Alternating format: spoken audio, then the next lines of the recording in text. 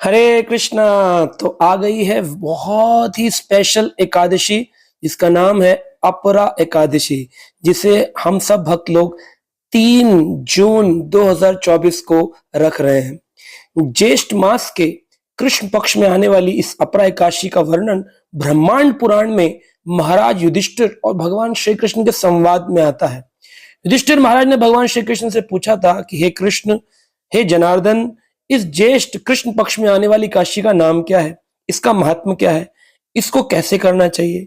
तो भगवान श्री कृष्ण ने युधिष्ठिर महाराज को बहुत सारी चीजों का वर्णन किया कि ये एकादशी ऐसी है, कई प्रकार के पाप समाप्त कर डालती है और कई प्रकार के पुण्यों को प्रदान करती है।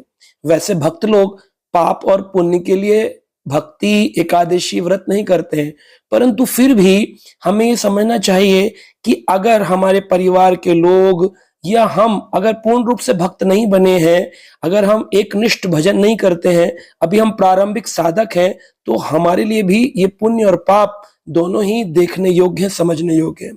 युधिष्ठिर महाराज को भगवान श्री कृष्ण ने बताया इस एकादशी का नाम अपरा है। जो भी इस व्रत का पालन करता है समस्त पापों से मुक्त होकर पुण्यों को संचय करता है। इस व्रत के पालन से अनेक घोर पापों से, देखिए कैसे खतरनाक खतरनाक पाप अगर हमने अपने पूर्व काल में किए हो, व्यक्ति कहता है काल का प्रारब्ध होगा, वो आएगा ही आएगा। भजन करना हमने प्रारंभ कर दिया है, उसकी क्रम में उसका समाप्ति होगी। क्रम एव ही प्रलयते, जैसे पुराणों में बताया गया है कि कूटम बीजम फलोन्मुखम, धीरे धीरे कूटम पाप, बीजम पाप, और जो फलोन्मुख पाप है, संचित पाप, हमारे अप्रारब्ध, फिर अंत में प्रारब्ध का समाप्ति होती है। तो इस एकादशी के व्रत से कैसे खटाखट पाप जलते हैं, कौन कौन से? ब्रह्म हत्या, यानी कि किसी जीव की हत्या करी हो अनजाने में, हमने कीड़े कितने सारे हमने मार दिए होंगे पैरों से, कार एक्सीडेंट में कितने पक्षी मर गए होंगे, ब्रह्म हत्या। भ्रूण हत्या, कभी किसी ने अबॉर्शन किया हो, किसी परिवार के लोगों ने, सदस्यों ने, माता ने या किसी पुरुष ने फोर्सफुली करवाया हो। दूसरों की निंदा करना, अनजाने में प्राय लोगों से निंदा हो ही जाती है। अनैतिक स्त्री पुरुष संग, अगर कभी ऐसा कार्य हुआ हो, वैसे तो भक्त लोग इस कार्य को नहीं करते, लेकिन भक्त बनने से पहले अगर कभी ऐसा हुआ हो। झूठ बोलना, झूठ बोलना भी एक पाप की अंतर्गत आता है। झूठ बोला गया हो, अगर झूठ बोलने की आदत हो या झूठ बोला जाता हो।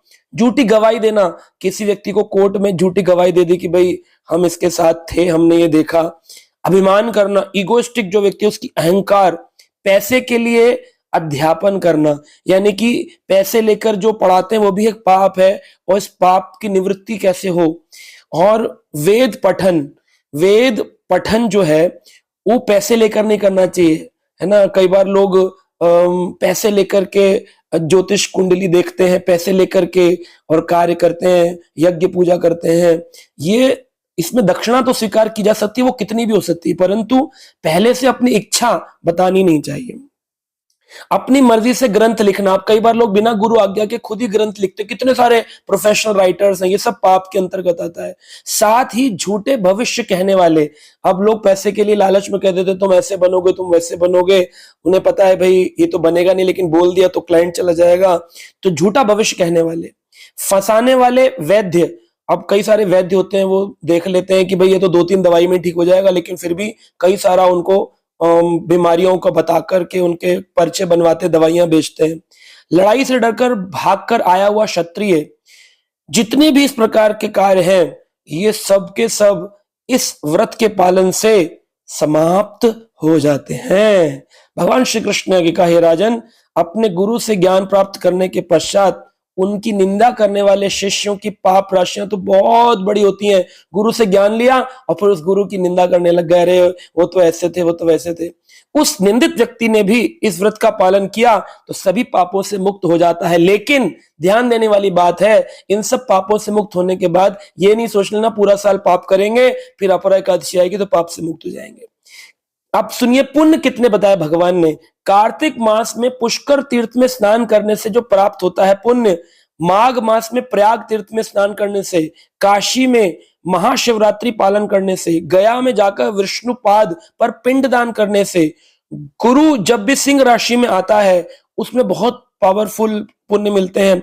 उस समय गौतमी नदी में स्नान करने से, कुंभ मेले में केदारनाथ के दर्शन करने से, बद्रीनाथ यात्रा करने से, अभी आजकल जैसे 4 धाम चल रही गर्मियों में बद्रीनाथ यात्रा, सूर्य ग्रहण के समय कुरुक्षेत्र के ब्रह्म सरोवर में स्नान करने से, तथा हाथी, अश्व, स्वर्ण, भूमि दान से प्राप्त हुए फल केवल एक एकादशी के पालन से अपने आप ही घर बैठे प्राप्त हो जाते हैं। जरूरत नहीं 4 धाम यात्रा पर जाए, कोई व्यक्ति जाए, हम उसके विरोधी नहीं है, लेकिन वो जाए आनंद के लिए, दर्शन के लिए, कथा प्रसंग सुनने के लिए। इतनी भीड़ हो रखी है धामों के अंदर, लेकिन उसका फल अगर कोई चाहे तो एक निष्ठ भजन करके अपने घर में हरे कृष्ण कृष्ण कृष्ण हरे हरे, हरे राम राम राम हरे हरे, इस जप का पालन करे, ग्रंथ का अध्ययन करे, भगवान की सुबह मंगल आरती, संध्या आरती करे, भगवान का अभिषेक करे, भगवान का स्नान करे, नवीन वस्त्र पहनाए, अच्छे भोग लगाए।